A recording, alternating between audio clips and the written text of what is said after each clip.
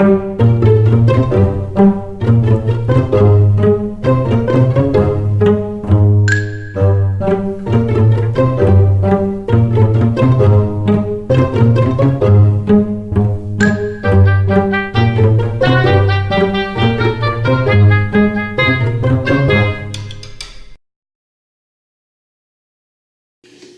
everybody, welcome to episode 1 of the Märklin Outsider, a separate series that is going to focus more on the company Märklin and its model train products that I use and what I have learned in my 3 years of being into the hobby. This series will be definitely a little more focused and on point about various aspects of the Märklin company and its products, as opposed to the other series, which is more random thoughts and video blogs of my experiences in the model train world and building my layout.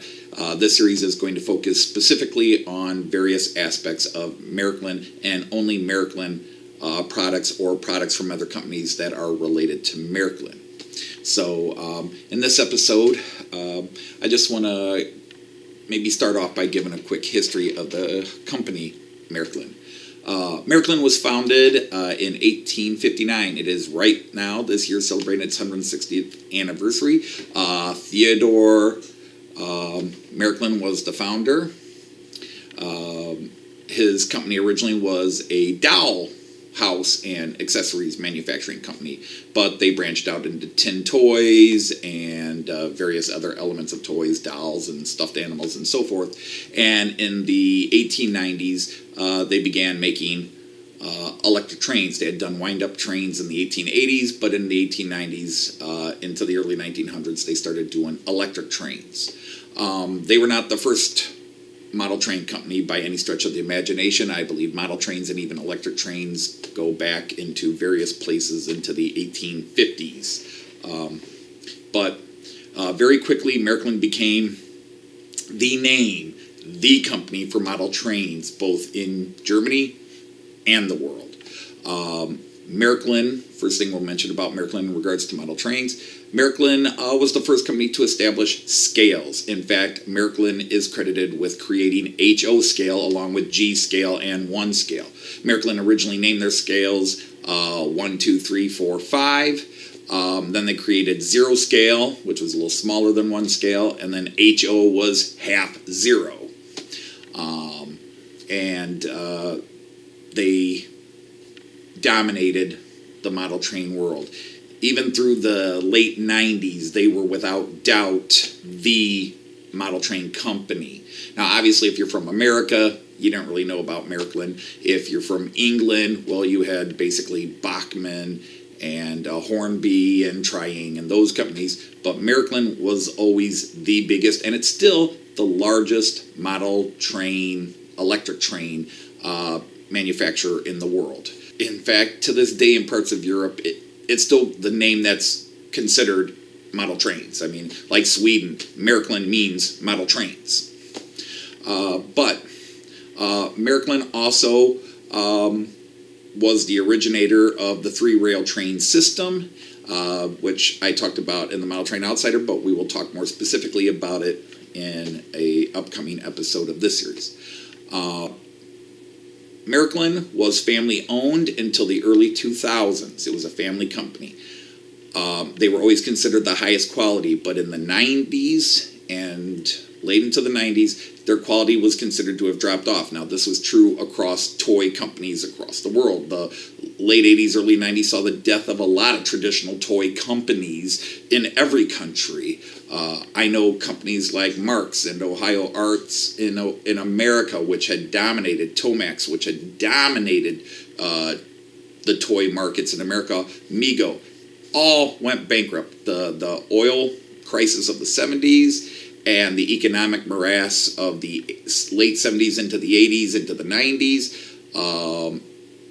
the economic policy of companies leaving and using cheaper Chinese materials, and people demanding cheaper, maybe call it the Walmart world to be rude, but it affected everybody. But in the late 90s, Märklin's quality was considered to have plummeted. The all-metal tin was being replaced by cheap plastic. and there was just a complete drop in quality. And at the same time, this gave breath to many other smaller companies to start rising up and eating into the market. The Märklin family continued to own, or at least partially own, the Märklin name until 2006, when they were bought out by a British group, Kingbridge, I think was the name. And then in 2009, Märklin filed for bankruptcy, the German version of bankruptcy. And they now belong to a group called the Dickey Group. This big multinational, one of these just gigantic corporations that owns everything. But it is still based in the same city where it started, Göppingen, Germany, which is a little bit outside Stuttgart.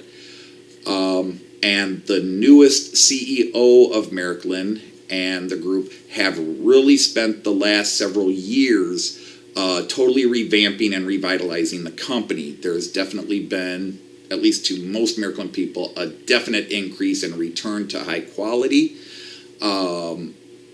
And sales have increased. Märklin has been turning a profit for the last, I think it's 5 or 6 years since bankruptcy. They had their biggest profit year last year. And so the company really is doing well. Now, Märklin isn't just Märklin. In the 80s, Märklin owners bought out a small company called Trix. A few years ago, Märklin bought LGB, which specialized in G-scale trains. And they own several other small subsidiary companies, as well as a couple of companies where they are partial owners of some of the train accessory companies. But Märklin basically has 3 main branches.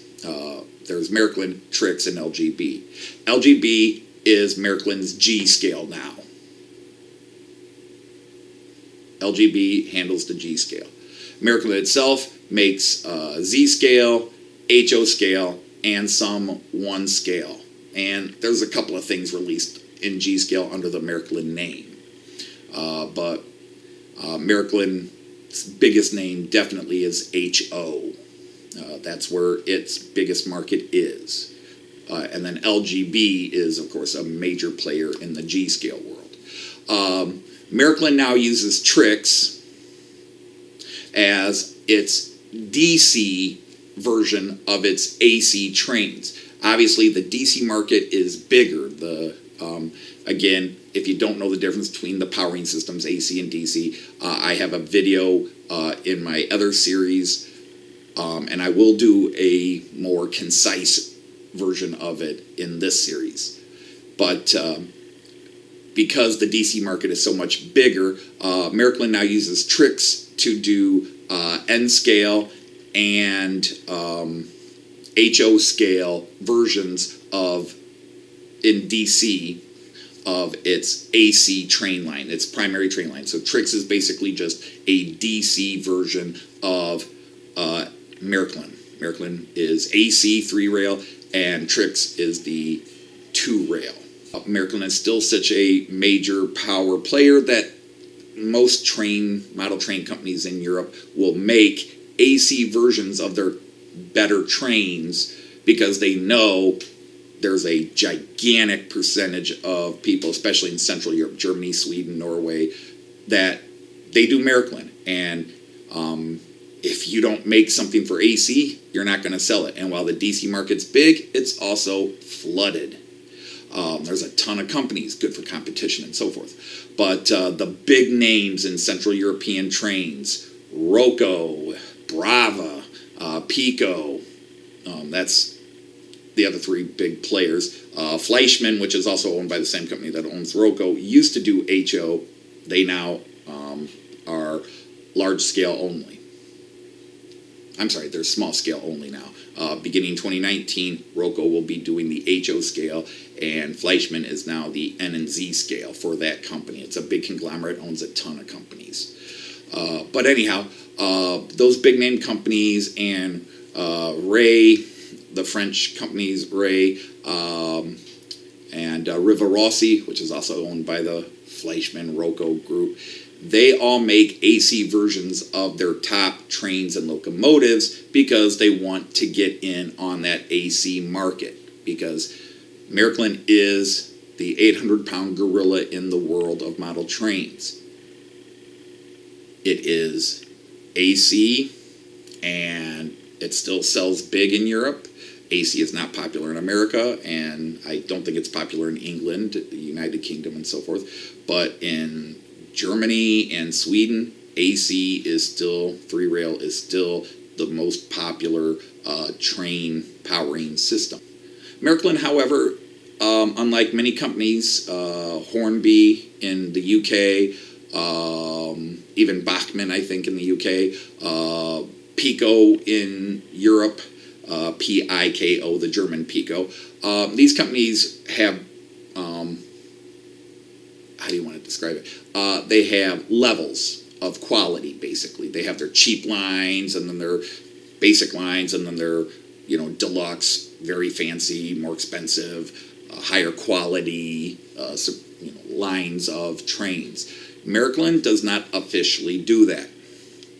Now, usually you can tell by a price of something with Märklin what you're getting, but Märklin is just Märklin. It doesn't have cheap Märklin and hobby Märklin and professional Märklin and collector Märklin like some of the other companies out there do. But they have, beginning in 2017, Märklin began releasing, without naming it, but just company policy that they stated, they have begun two main campaigns for increasing sales. The first one is that they are now making high function, low price point locomotives and train sets. Both, inexpensive compared to their main locomotive. So where a Märklin locomotive is usually $250 to $400, $500 for an average one, $600, $700 for their really supreme ones, $800, $900. They now have locomotives that are in the $150 to $200 range, about 140 euros to 200 euros range, that have all kinds of digital functions available. Where originally they're less expensive, they're cheaper, models might have had 4 or 5 functions or no functions at all. Now you're getting 18, 20, 24 functions, and for a fully digital locomotive that is under, let's say under $225, let's say about 180 to 220 euros or pounds, because the pound and the euro seem to be kind of leveling out here. That's expensive when you look at American model locomotives and so forth, but remember, these are completely digital. I mean, high functions, all the lights and sounds, everything. Märklin doesn't have the scaled down version. At Märklin, everything has some digital to it, some sound chip and what have you. Pico and Rocco will release things that don't necessarily have sound and lesser functions. Märklin is now trying to get low price point, high function, so that's one field. The other area where Märklin is pushing, like a lot of companies are, is the youth range. They are trying to go to the youth market. Beginning in 2015, 2016, Märklin began what was called Märklin Startup, which were these plastic trains with plastic track, battery operated, but made to look kind of like their main things, but sturdy enough for kids to beat the crap out of, for 3 and 4-year-olds, get them hooked young. And they've been keeping that going. So there's Märklin Startup for really little kids, or Märklin My World is for little kids. Märklin Startup is for very beginners in the hobby of any age, but really it's aimed at the kids now that you think they're ready to do electric trains and learn the powering systems.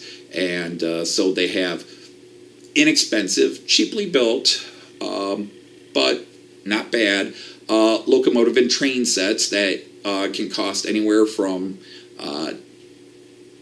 let's say, $200 up to $300. But you get a full train, locomotive, 3, 4, 5 cars. You get a large oval of track and a controller. And so this is not cheap in terms of saying, hey, $300, but when you realize you're getting a locomotive with all these functions and you're getting cars, yes, they're plastic for the most part, a little bit of metal here and there. You're getting the Märklin C track, their primary track, and a controller. It is bang for the buck. It is good money. And of course, all the companies out there do have some sort of startup, inexpensive startup thing. But Märklin is really pushing it. And the biggest push they did was this past winter. They released a commercial, which I again mentioned in a Model Train Outsider video. They released this commercial called Gleis 1, which may be one of the best, one of the coolest model train commercials ever. And it was a big success in Germany. It won, awards for, in the commercial industry. It won awards. It's really a brilliant commercial. Not a word of German spoken, just a beautiful, surrealistic commercial, but again, aimed at kids, talking about the generations, grandfather, father, child, going in. So Märklin's really going after the youth market, like several companies now in England are doing the same thing, going after kids, trying to get kids into trains to build the hobby up. How successful will it be? We'll never know until 10, 15, 20 years down the road. But again, Märklin is the train company I model. I was kind of into Märklin before I knew I was going to be into Märklin. And so I wish there were people out there, and I've been asked by friends and commenters on my other shows to talk about Märklin, because I seem to be one of the few English-speaking people who will, who talks about Märklin and does Märklin. I certainly don't think I'm qualified to give any detailed explanations about Märklin and its products, but I will tell you what I've learned and what I've experienced. And if you're thinking of getting model trains, I will try to give you the pros and cons of doing 3-rail and specifically using Märklin, which I do happen to like. I am a Märklin fan, and we'll go from there. So this was just a history and kind of a look at the company Märklin, and in our next episode we'll start actually looking at my journey using Märklin, and we'll talk about what 3-rail and 2-rail and Märklin track versus regular track are all about. All right, so I hope if you're not into the other series, maybe you'll find this series more interesting. This one will be a little more serious, a little more focused on one very specific topic, and we'll try to keep it more concise and quiet.